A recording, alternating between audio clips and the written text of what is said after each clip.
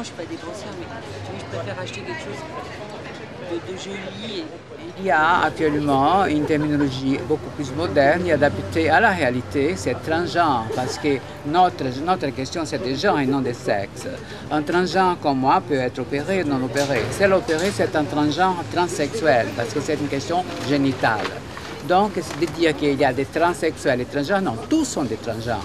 Que d'autres personnes revendiquent de garder leur sexe génital, je veux dire, alors qu'ils ont une apparence complètement...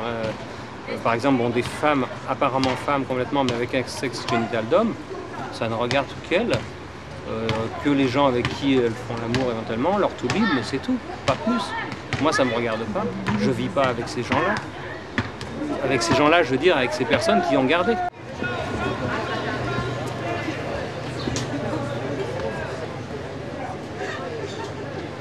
C'est pas une carte de visite d'être transsexuel.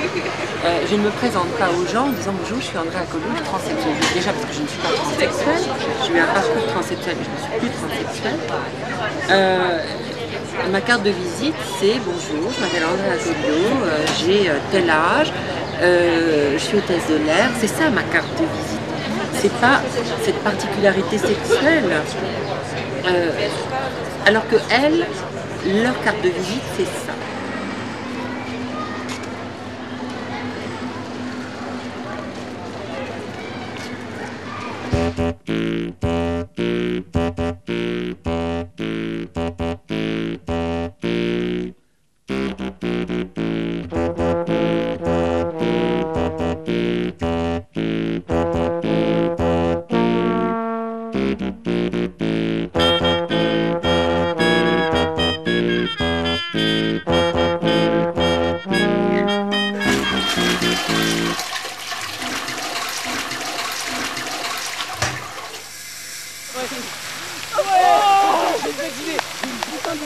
C'est vrai que dans la problématique trans, il y a cette obsession de vouloir, pour être accepté, recréer une hétéronormalité, correspondre à ce qui est établi pour pas déranger. Et combien de fois j'ai entendu, moi je veux être Madame Tout le Monde. Mais tout le monde, de quel monde ?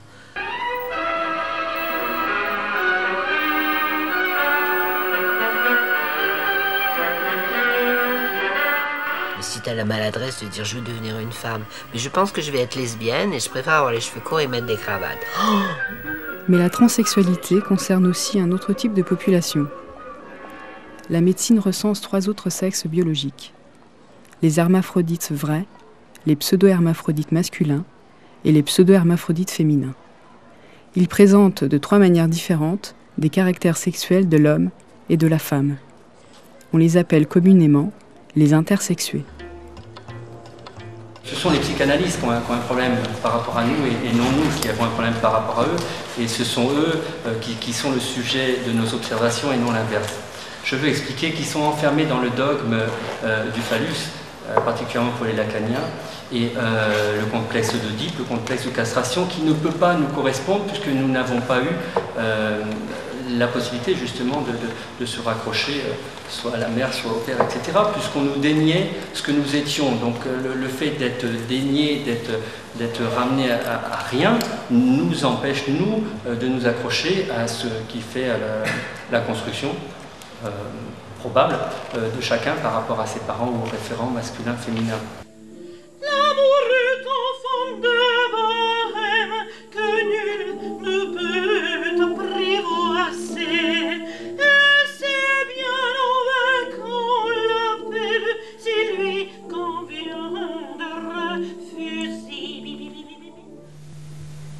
Là, quelle heure est-elle? Il faut que je me dépêche. Je vais être en retard. J'espère que les gens vont m'aimer là, parce que dis donc, à Lyon, on m'a fait un compliment. On m'a dit, tu sais, tu as tellement de talent qu'au bout de quelques minutes, on oublie que tu es énorme et pas très jolie.